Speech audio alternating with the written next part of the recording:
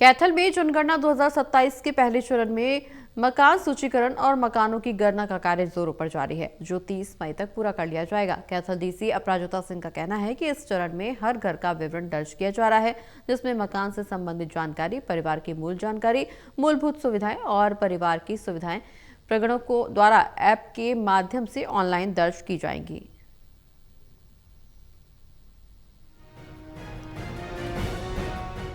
कैथल जिला में जनगणना 2027 के पहले चरण में मकान सूचीकरण और मकानों की गणना का कार्य जोरों पर चल रहा है, जो 30 मई तक पूरा किया जाएगा। कैथल डीसी अपराजिता ने कहा है कि इस चरण में हर घर का विवरण दर्ज किया जा रहा है, जिसमें मकान से संबंधित जानकारी, परिवार की मूल जानकारी, मूलभूत सुविधाएं और परिवार की सुविधाएं प्रगणकों द्वारा ऐप के माध्यम से ऑनलाइन दर्ज की जाएगी।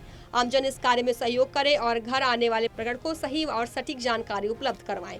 उन्होंने स्पष्ट किया है कि प्रगणकों द्वारा किसी प्रकार का ओटीपी या कागजात नहीं लिए जाएंगे। उन्होंने बताया कि यह जानकारी जुटाए जाने के बाद सुपरवाइजर के पास यह डेटा पहुंचेगा, जिसका सत्यापन किया जाएगा।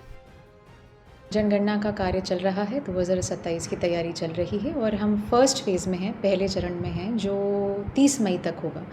इस फेज़ में हमारे एन्यूमरेटर्स घर घर जाकर सूचीबद्ध तरीके से जितने भी हमारे घर हैं उनकी सूची तैयार करेंगे, जिसको हम हाउस लिस्टिंग भी कहते हैं, और इसके बाद इसको HLO ऐप पे डालेंगे।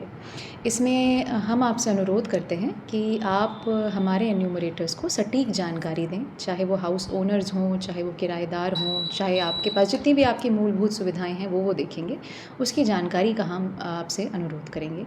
इसमें ये भी आपको बताना चाहती हूँ कि 1852 एन्यूमरेटर्स हमारे अभी फील्ड पर हैं, जो 30 मई तक फील्ड पर रहेंगे। इसके बाद सुपरवाइजर द्वारा दिए गए डाटा का चार्ज ऑफिसर सत्यापित करेंगे। उन्होंने बताया कि जिले में 1852 प्रगणकों द्वारा यह काम किया जा रहा है। हर 6 प्रगणकों का नेतृत्व एक सुपरवाइजर द्वारा किया जा रहा है। सुपरवाइजरों को निर्देश जारी करते हुए कहा गया है कि इस कार्य को निर्धारित समय में पूरी निष्ठा से पूरा करवाएं।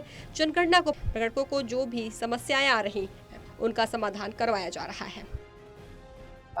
इस बारे में मेरा ये है कि सेंसस शुरू हो चुकी है हमारी। 1 मई से उसका फील्ड वर्क भी शुरू हो चुका है, जो 30 मई तक चलेगा। उसमें प्रगणक हर घर में जाकर घरों की गिनती करेंगे और घरों की गिनती के साथ साथ जो हाउसेज हैं उसके साथ साथ अन्य जो स्ट्रक्चर बने हुए हैं उनकी भी गिनती होगी।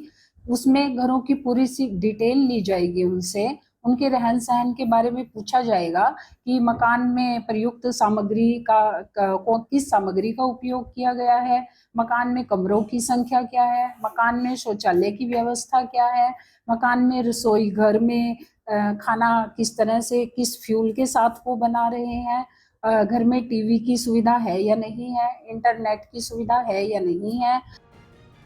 डीसी ने कहा कि मकान सूचीकरण में एकत्रित आंकड़े पूरी तरह से गोपनीय रखे जाएंगे, जिनका उपयोग आमजन के कल्याण के लिए नीति निर्माण में किया जाएगा। सभी से आह्वान है कि सभी मकान मालिक या किराएदार अपनी सही और पूरी जानकारी जनगणना में दें। टोटल टीवी के लिए नवीन मल्होत्रा की रिपोर्ट।